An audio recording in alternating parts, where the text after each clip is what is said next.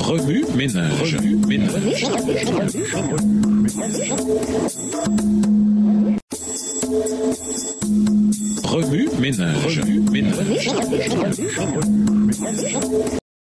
Bienvenue à votre émission Remue ménage. Nous voilà à la leçon de mardi. Investiguer. Quelle relation ces versets ont-ils avec le passage principal? Comment les versets suivants expliquent-ils la prédestination et l'endurcissement du cœur de Pharaon? Dieu voit à l'avance ce qui vient. Lisons Juges au chapitre 13, Luc 1, les versets 5 à 25, Jean 13, les versets 18 à 30.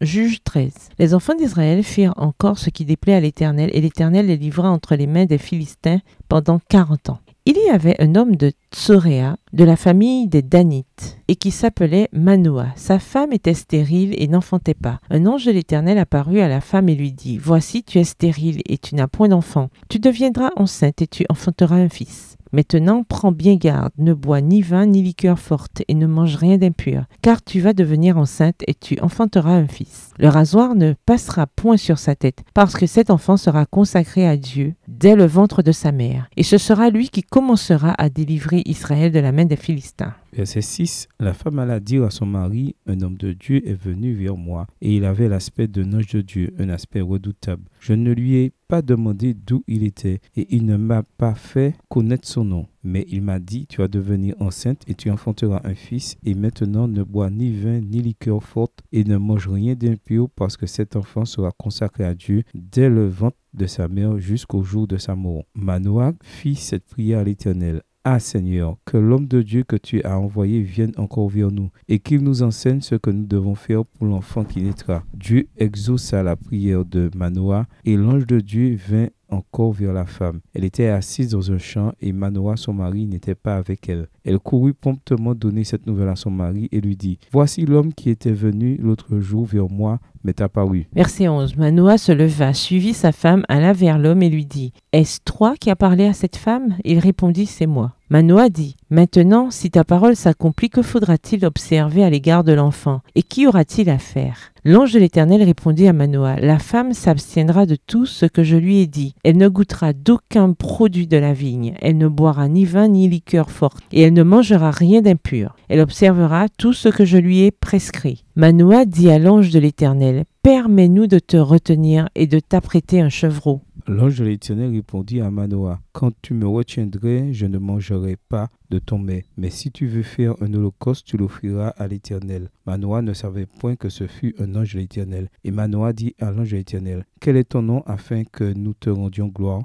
quand ta parole s'accomplira ? » L'ange de l'Éternel lui répondit : « Pourquoi demandes-tu mon nom ? Il est merveilleux. » Manoah prit le chevreau et l'offrande et fit un sacrifice à l'Éternel sur le rocher. Il s'opéra un prodige pendant que Manoah et sa femme regardaient. Comme la flamme montait de dessus l'autel vers le ciel, l'ange de l'Éternel monta dans la flamme de l'autel. À cette vue, Manoah et sa femme tombèrent la face contre terre. Verset 21. L'ange de l'Éternel n'apparut plus à Manoah et à sa femme. Alors Manoah comprit que c'était l'ange de l'Éternel. Et il dit à sa femme : « Nous allons mourir, car nous avons vu Dieu. » Sa femme lui répondit : « Si l'Éternel eût voulu nous faire mourir, il n'aurait pas pris de nos mains l'holocauste et l'offrande. Il ne nous aurait pas fait voir tout cela, et il ne nous aurait pas maintenant fait entendre pareille chose. » La femme enfanta un fils et lui donna le nom de Samson. L'enfant grandit et l'Éternel le bénit. Et l'esprit de l'Éternel commença à l'agiter à Machanidan entre Tsoréa et Eshtaol. Lisons Luc 1, les versets 5 à 25.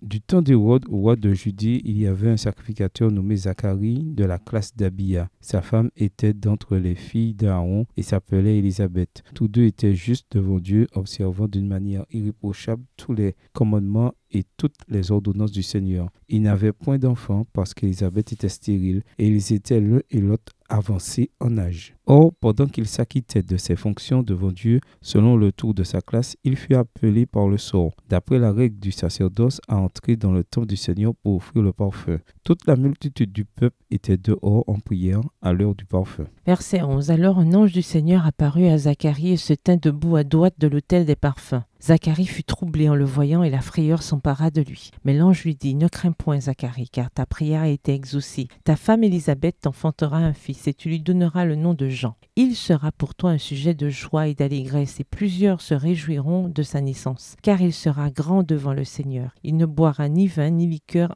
enivrante, et il sera rempli de l'Esprit Saint dès le sein de sa mère. » Verset 16. Il ramènera plusieurs des fils d'Israël au Seigneur leur Dieu. Il marchera devant Dieu avec l'esprit et la puissance d'Élie pour amener les cœurs des pères vers les enfants et les rebelles à la sagesse des justes, afin de préparer au Seigneur un peuple bien disposé. Zacharie dit à l'ange, « À quoi reconnaîtrai-je cela? Car je suis vieux et ma femme est avancée en âge. » L'ange lui répondit, « Je suis Gabriel, je me tiens devant Dieu. J'ai été envoyé pour te parler et pour t'annoncer cette bonne nouvelle. Et voici, tu seras muet et tu ne pourras parler jusqu'au jour où ces choses arriveront, parce que tu n'as pas cru à mes paroles qui s'accompliront en leur temps. » Verset 21. Cependant, le peuple attendait Zacharie, s'étonnant de ce qu'il restait si longtemps dans le temple. Quand il sortit, il ne put leur parler, et ils comprirent qu'il avait eu une vision dans le temple. Il leur faisait des signes, et il resta muet. Lorsque ses jours de service furent écoulés, il s'en alla chez lui. Quelque temps après, Élisabeth, sa femme, devint enceinte. Elle se cacha pendant 5 mois, disant, « C'est la grâce que le Seigneur m'a faite, quand il a jeté les yeux sur moi pour ôter mon opprobre parmi les hommes. »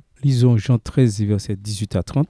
« Ce n'est pas de vous tous que je parle, je connais ceux que j'ai choisis, mais il faut que l'Écriture s'accomplisse. Celui qui mange avec moi le pain a levé son talon contre moi. Dès à présent, je vous le dis, avant que la chose arrive, afin que, lorsqu'elle arrivera, vous croyiez à ce que je suis. En vérité, je vous le dis, celui qui reçoit celui que j'aurai envoyé me reçoit, et celui qui me reçoit reçoit celui qui m'a envoyé. » Ayant ainsi parlé, Jésus fut troublé en son esprit, et il dit expressément, « En vérité, je vous le dis, l'un de vous me livrera. » Les disciples se regardaient les uns les autres, ne sachant de qui il parlait. Verset 23. Un des disciples, celui que Jésus aimait, était couché sur le sein de Jésus. Simon-Pierre lui fit signe de demander qui était celui dont parlait Jésus. Et ce disciple, s'étant penché sur la poitrine de Jésus, lui dit, « Seigneur, qui est-ce » Jésus répondit, « C'est celui à qui je donnerai le morceau trempé. » Et ayant trempé le morceau, il le donna à Judas, fils de Simon l'Iscariote. Dès que le morceau fut donné, Satan entra dans Judas. Jésus lui dit, « Ce que tu fais, fais-le promptement. » Verset 28. Mais aucun de ceux qui étaient à table ne comprit pourquoi il lui disait cela. Car quelques-uns pensaient que, comme Judas avait la bourse, Jésus voulait lui dire, « Achète ce dont nous avons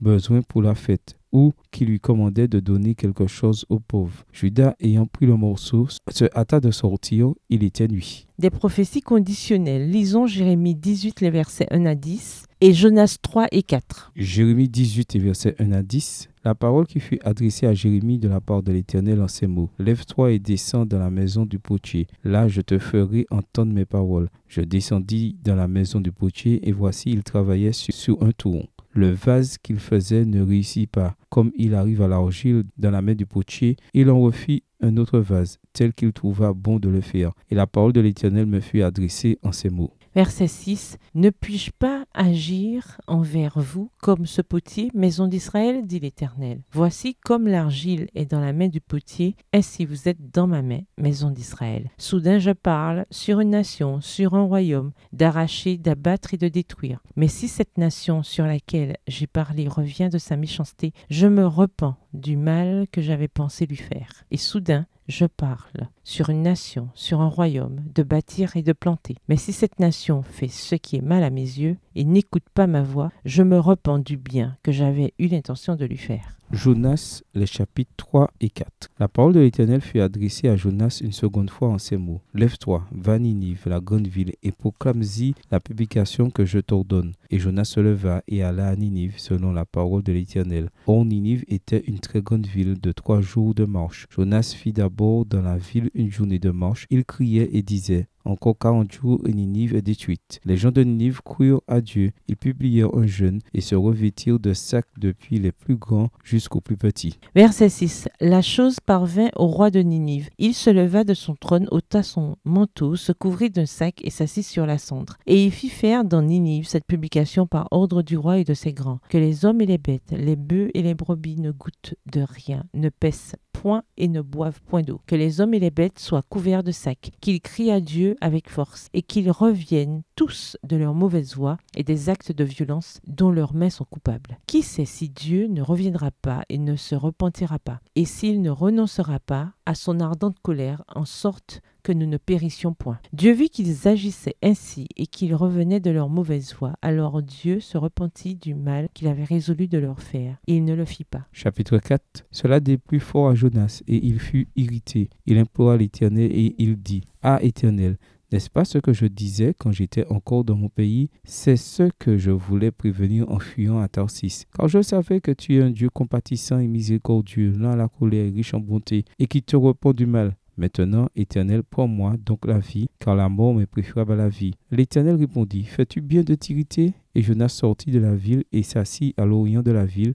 Là, il se fit une cabane, il s'y tint à l'ombre jusqu'à ce qu'il vît ce qui arriverait dans la ville. L'Éternel Dieu fit croître, verset 6, l'Éternel Dieu fit croître un ricin qui s'éleva au-dessus de Jonas pour donner de l'ombre sur sa tête et pour lui ôter son irritation. Jonas éprouva une grande joie à cause de ce ricin. Mais le lendemain, à l'aurore, Dieu fit venir un ver qui piqua le ricin, et le ricin sécha. Au lever du soleil, Dieu fit souffler un vent chaud d'Orient, et le soleil frappa la tête de Jonas, au point qu'il tomba en défaillance. Il demanda la mort et dit, « La mort m'est préférable à la vie. » Dieu dit à Jonas, « Fais-tu bien de t'irriter à cause du ricin ?» Il répondit, « Je fais bien de m'irriter jusqu'à la mort. » Et l'Éternel dit, « Tu as pitié du ricin qui ne t'a coûté aucune peine et que tu n'as pas fait croître, qui est né dans une nuit et qui a péri dans une nuit. Et moi, je n'aurai pas pitié de Ninive, la grande ville dans laquelle se trouvent plus de 120 000 hommes qui ne savent pas distinguer leur droite de leur gauche et des animaux en grand nombre. »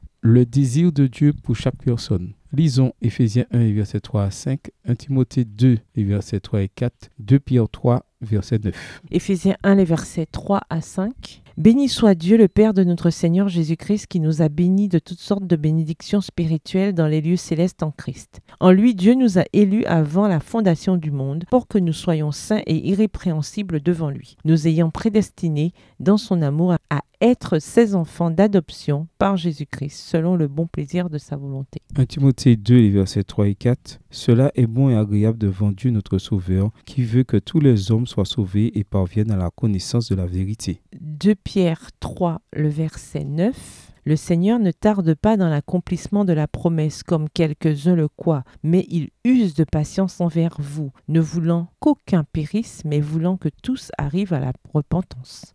Oui, Minège, quels autres versets ou promesses vous viennent à l'esprit en rapport avec Exode 9? Révisez votre verset à mémoriser tiré d'Exode 9. Au revoir. Et à demain si Dieu veut. Remue ménage. Remue ménage.